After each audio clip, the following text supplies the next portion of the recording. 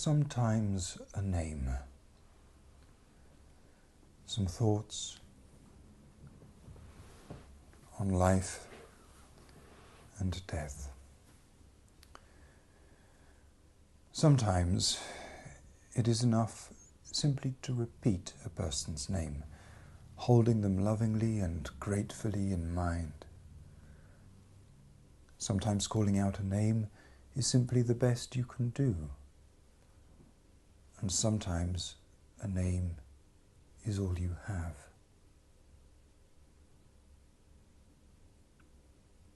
And sometimes not even.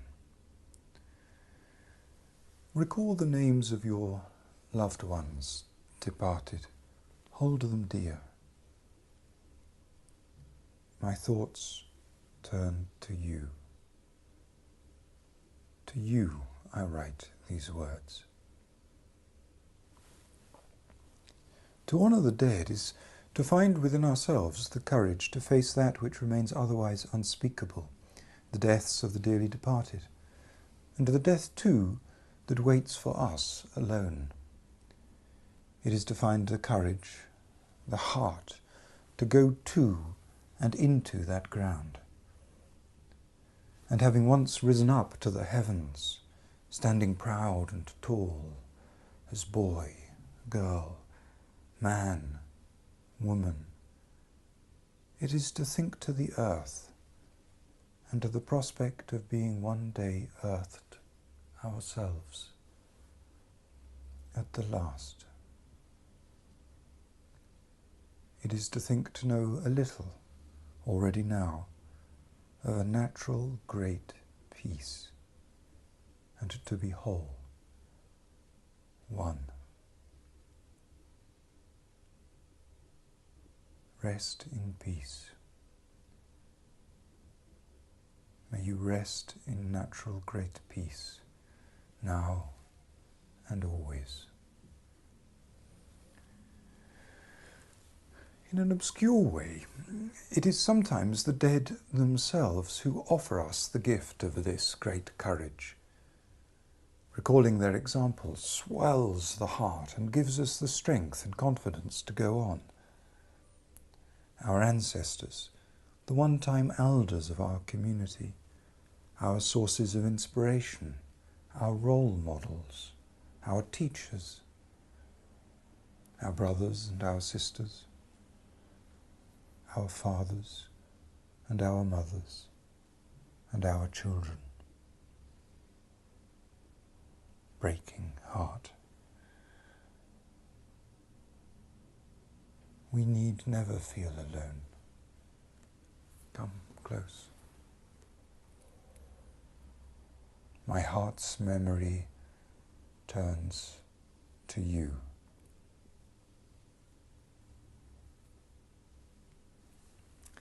I risk losing myself in a confusion of words stumbling to draw near to something that shall perhaps never find expression. The silence of the grave.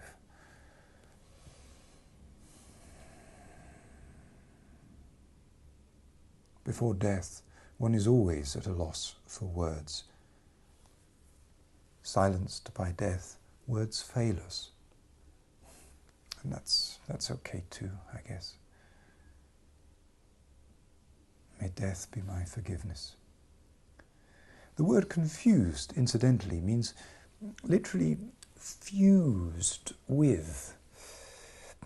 In other words, a state where for a time we lose our bearings, our direction, our habitual sense of self, our way.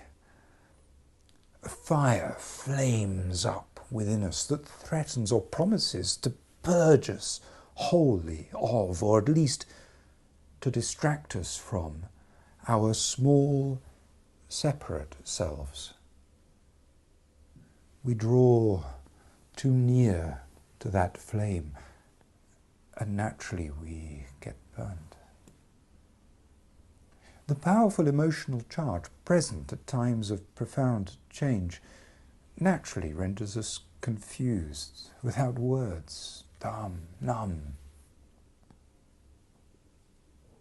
how to gain insight from within the midst of an intense emotion.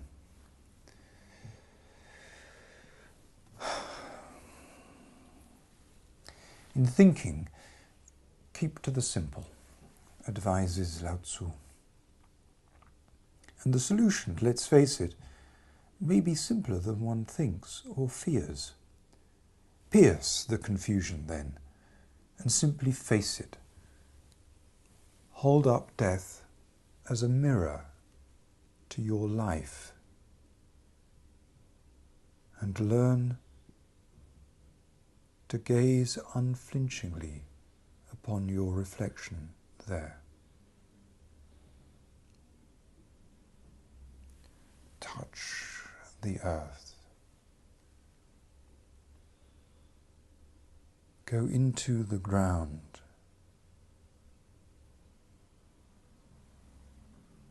Look to the dead.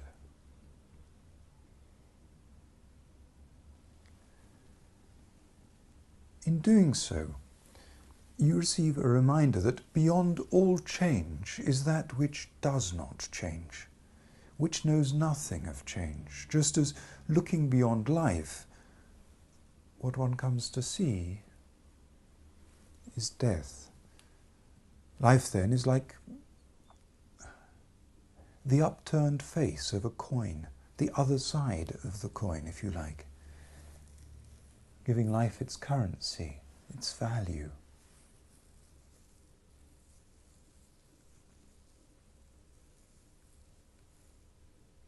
Small change? No, I don't think so. The word understanding, after all, means literally standing under. And where better to develop understanding? That which is to be found, the profound, than there, where the earth has been dug deeply and then engraved upon. The silence of the grave, beginning subtly to sound as grave voice, low, deep, comforting, inviting, calling out. My heart's memory turns to you. And to honour the dead is to unearth an inexhaustibly rich and fertile ground of inspiration. A ground that, as you cultivate it, labour upon it, work it, turn it, returns you again and again to life. It is to know that we are, each and every one of us, but a sigh of breath between earth and sky, thin as air. And in this we share a common humanity. I repeat, to honour the dead is to turn our thoughts again to the living. It is to think afresh about those who cross our path, the relationships that subsequently develop, the growing trust and mutual respect, the emerging friendship and love. It is to hold everything and everyone dear.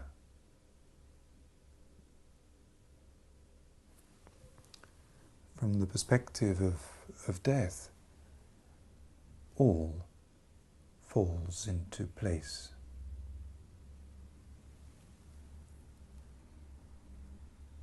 My heart's memory turns to you.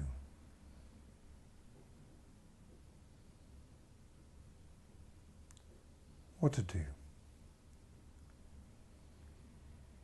What to do? What will you do? What do you do?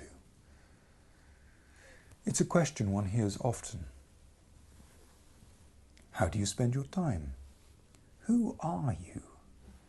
And the question of perhaps greatest significance, who do you wish to become in the face of death?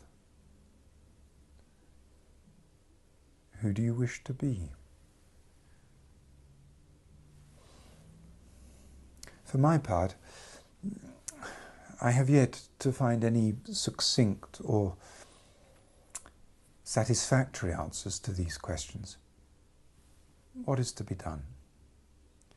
As is true of most and perhaps all of us, I do many things.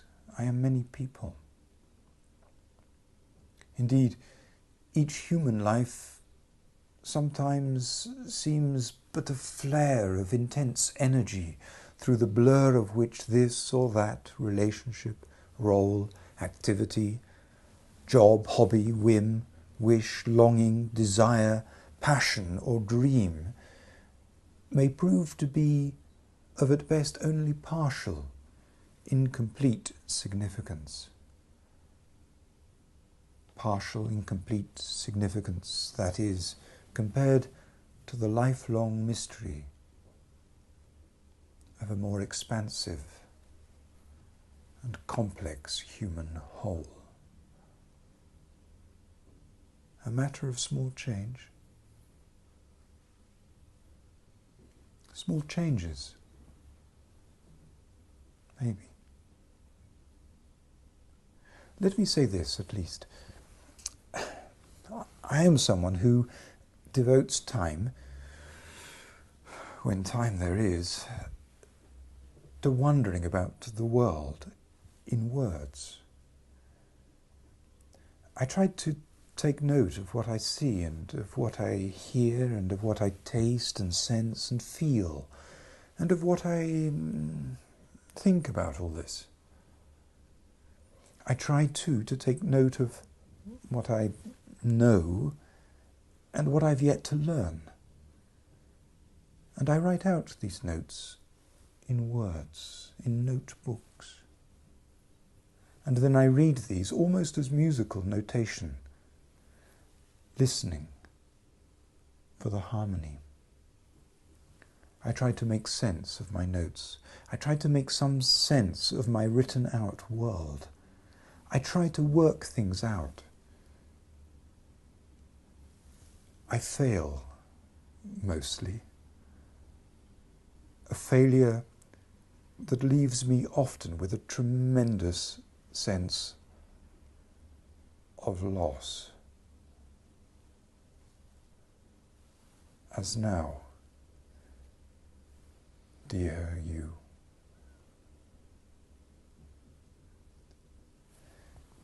Be that as it may, I take the decision. Open hands, open arms, open heart, open mind. Not to leave these words like so many scattered ashes, but rather calling out your name, to see them lift off the page, so as to take fresh form, perhaps, in an expression found elsewhere, in other hands, other eyes, other lips, other hearts, and living longer that way. For why write at all if not to share words of courage in the face of death? Words released like prayers upon the wind. And as the memory of you will at times be as living company to me as to many others, may these words also be as company to you with all gratitude and love. These words are my only offering. And it seems to me, at least at this time, that I have nothing to share with you of greater worth, greater value. May these words then speak meaningfully to you. May they keep you company.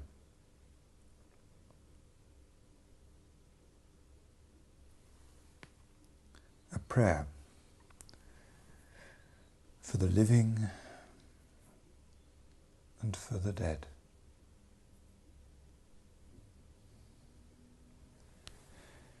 Giving thought to someone, sometimes it is enough simply to repeat their name, holding them lovingly and gratefully in mind.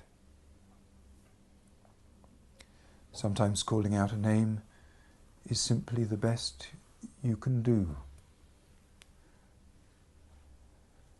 Sometimes a name is all you have.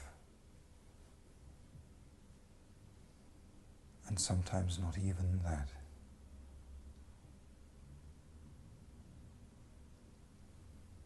My heart's memory turns to you.